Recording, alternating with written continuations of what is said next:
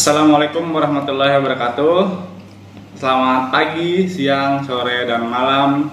Halo, perkenalkan nama saya Jejang Kurnia. Saya umur 22 tahun. Saya mahasiswa semester 8. Saya seorang karyawan di suatu perusahaan di Tangerang Selatan. Kenapa kok saya berkuliah sambil bekerja? Ya, proses untuk menatap masa depan yang lebih cerah.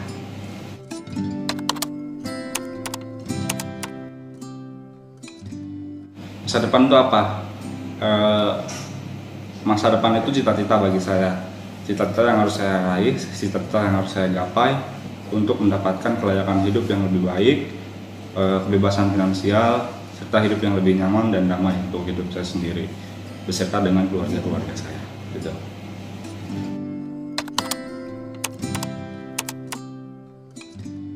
Pertama, saya harus melakukan perencanaan dari mulai saya dari mulai pendidikan, pekerjaan atau karir serta pasangan gitu ya. Karena masa depan itu kan harus kita rencanakan dengan baik, harus kita susun dengan baik sehingga harapannya kita mendapatkan atau mencapai suatu masa depan itu dengan sempurna gitu ya.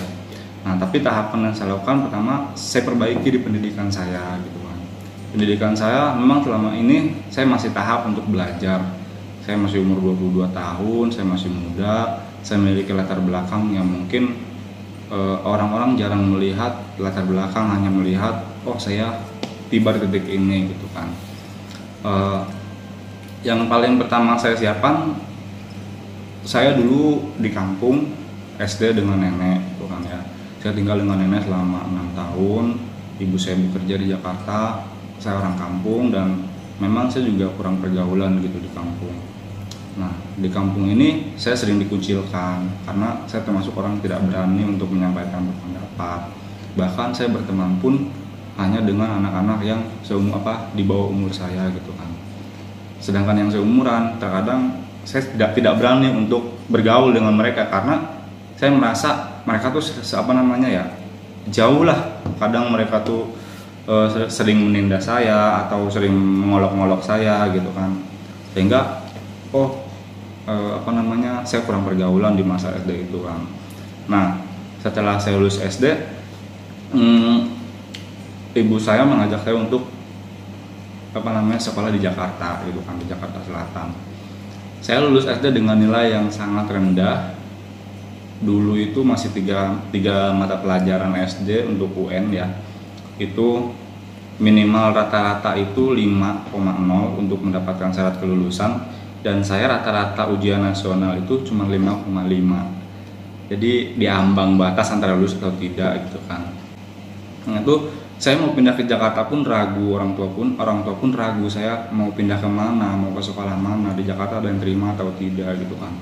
Tapi di sisi itu juga mungkin orang tua memikirkan, kalau misalkan saya di kampung nanti pekerjaan saya seperti apa gitu kan.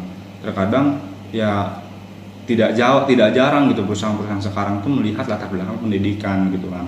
Jadi orang tua saya memikirkan bagaimana caranya ya saya tuh bisa gitu sekolah di kota gitu kan. Ya itu tujuannya memang kembali lagi ke diri saya. Ya saya berterima kasih sih kepada orang tua saya yang mengusahakan itu dari awal mau saya sekolah di sini, dan akhirnya orang tua saya menemukan MTS negeri, Madrasah Sanawiyah Negeri di Jakarta Selatan. Itu saya masuk pendaftaran modal nekat, orang tua juga berusaha mendaftarkan ke sana, saya ikut tes, dan orang tua saya juga berusaha untuk bertanya-tanya kepada guru-guru di sana bagaimana syarat-syaratnya dan bagaimana caranya biar anak-anaknya masuk gitulah, saya masuk ke sana. Nah, terus akhirnya saya coba, saya usaha, saya tes di sana, akhirnya masuklah di SMP. Nah, itu mulai dari perubahan nasib awal saya gitu kan. Saya mencoba belajar di MTS gitu kan. Nah, itu sudah mulai sekolah di Jakarta. Nah, akhirnya saya mulai memperbaiki nilai itu di MTS, mulai memperbaiki nilai dan lulus UN MTS dengan nilai 36, rata-rata 9 lah, 8 ya, 9 ya, 36, 4 mata pelajaran dan segitulah ke 36. Nah terus saya masuk ke SMK. Nah itu juga apa namanya, karena saya mulai punya adik kecil gitu ya. Jadi orang tua juga apa namanya berusaha untuk memandirikan saya gitu kan. Saya belajar mandiri, belajar mencari sendiri, mencari tujuan hidup sendiri gitu ya. Karena saya mencari-cari, emang didorong juga dengan orang tua mau sekolah di mana. Akhirnya memutuskan untuk sekolah di SMK Teknik Elektro. Itu saya cari informasi, kebetulan dapat dari tetangga juga untuk masuk ke SMK Negeri 1 Tangerang Selatan. Dari situlah saya berusaha untuk memahami bagaimana sih teknik elektro gitu kan. Saya berusaha untuk belajar mencari tahu tentang teknik elektro, dan ternyata saya suka gitu kan.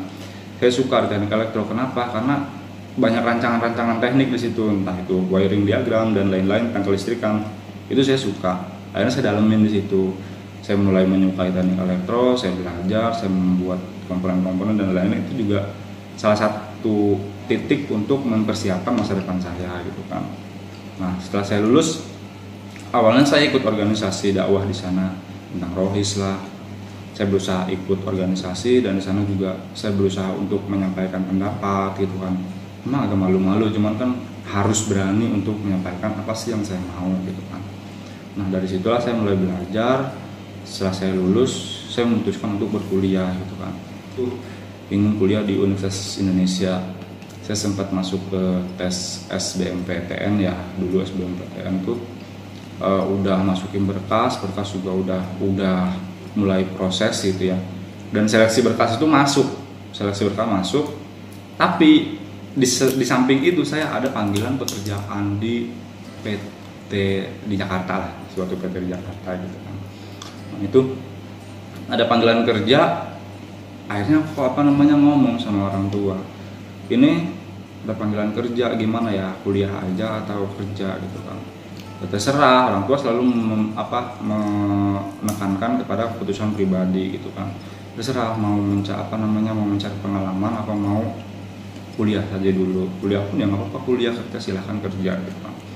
Nah, memutuskan untuk kerja karena apa?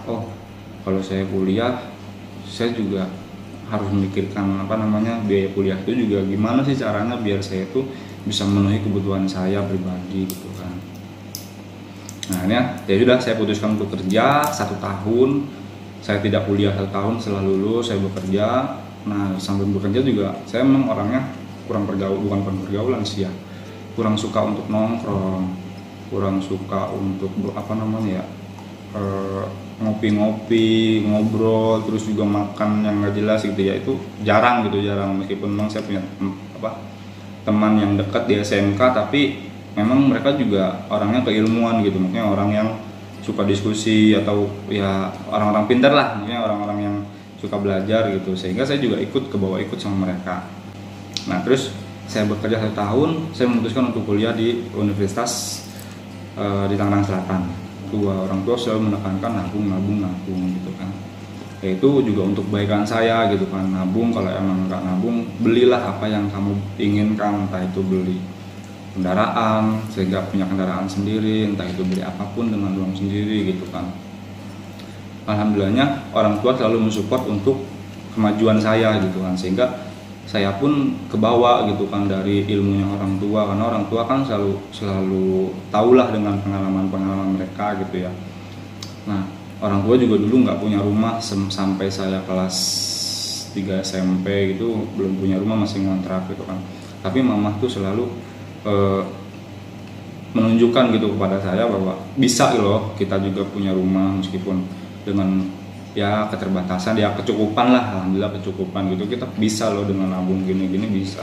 Dan alhamdulillahnya terbukti mama juga bisa beli rumah, bisa punya tempat tinggal yang nyaman lah, layak ditinggali gitu kan. Itu salah satu pelajaran hidup sebenarnya.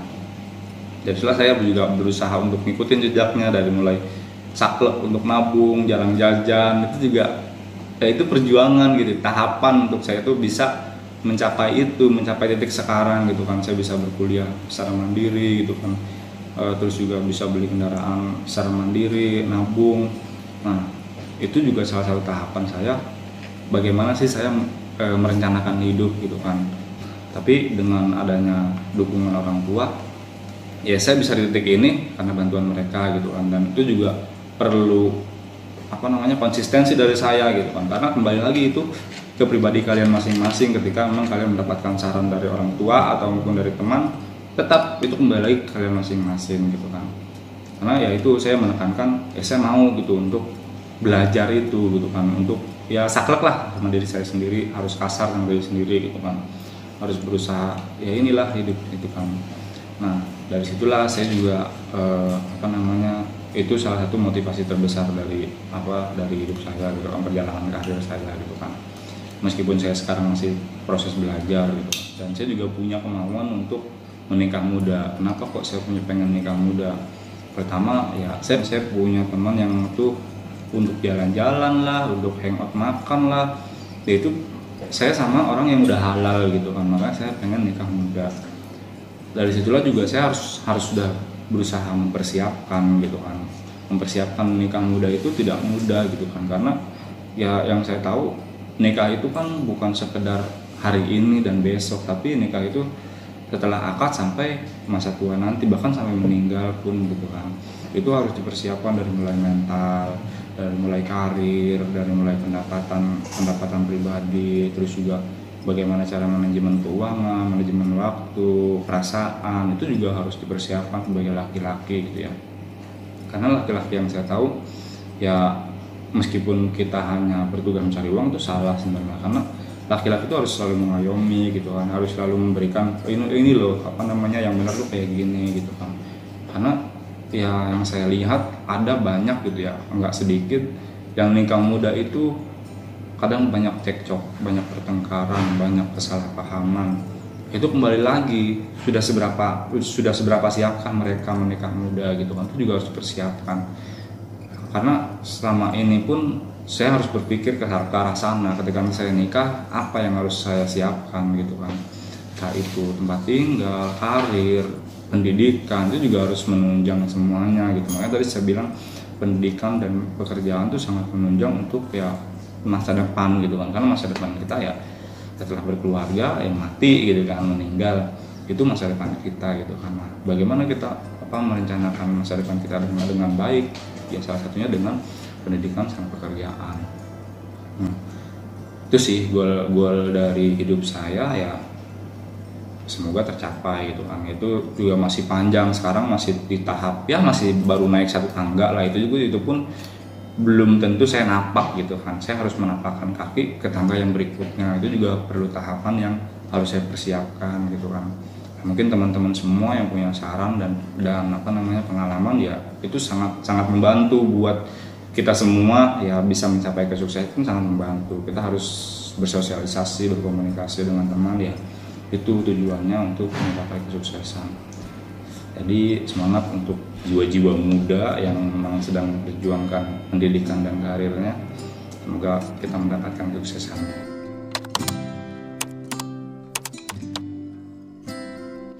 Hambatan terbesar itu omongan orang. Itu besar banget hambatan. Apa kata orang, udah amat ya.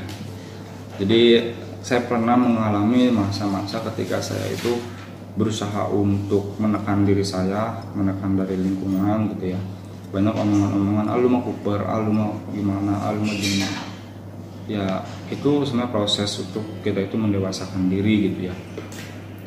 Saya pernah diajak nongkrong sama teman-teman MTS dulu, sama teman-teman SMK juga pernah. Saya sering diajak nongkrong, sering diajak jalan, tapi saya selalu maaf nggak bisa. Karena apa? Saya lebih baik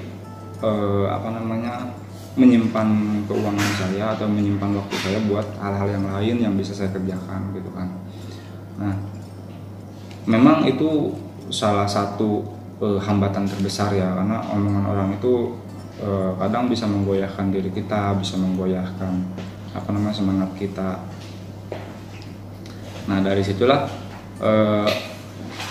saya selalu menekankan pada diri saya bagaimana saya menyikapi omongan-omongan itu, menyikapi hambatan-hambatan tersebut. Yaitu saya menekankan pada diri saya sendiri, seberapa besar kamu bisa menekan diri kamu sendiri, seberapa besar kamu memiliki tekad untuk eh, menangani itu, menyikapi itu. Kadang omongan-omongan orang itu ya itu bisa mengganggu kita itu, ya seharusnya kita melaju cepat terhambat gitu. Karena itu juga salah satu hambatan terbesar buat saya, karena selama ini ya saya banyak dikucilkan gitu ya, tapi ya saya tidak peduli selama itu tidak tidak menguntungkan buat masa depan saya. Kenapa harus saya memaksakan diri gitu kan.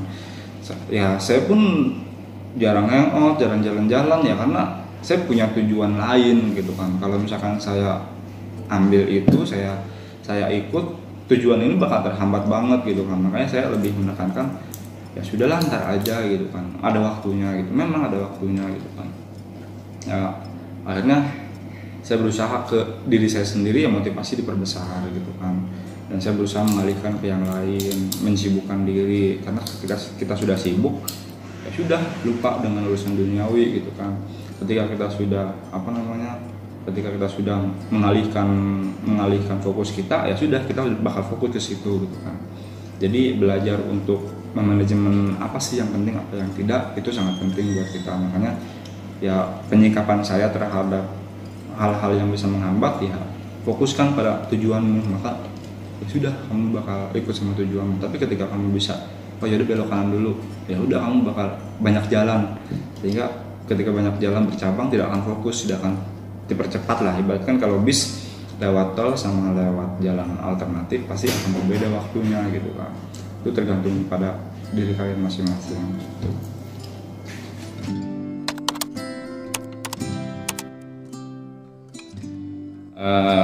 Buat teman-teman semua, buat pemirsa, ya satu sih pesan saya, tanamkan motivasi yang besar pada diri sendiri gitu ya. Tanamkan motivasi yang memang itu bisa memperbaiki diri. Nah setelah motivasi tertanam, lakukan perubahan, do it. Jangan hanya kita memiliki angan-angan, jangan hanya kita memiliki mimpi tapi kita tidak ada actionnya gitu kan. Nah itu juga bisa menghambatmu. Nah ketika motivasimu besar, perbuat do itmu atau actionmu itu nyata dan itu bisa bisa menunjang untuk kesuksesanmu, saya yakin kalian bisa. Saya aja bisa, kenapa enggak? Salam semangat buat anak muda.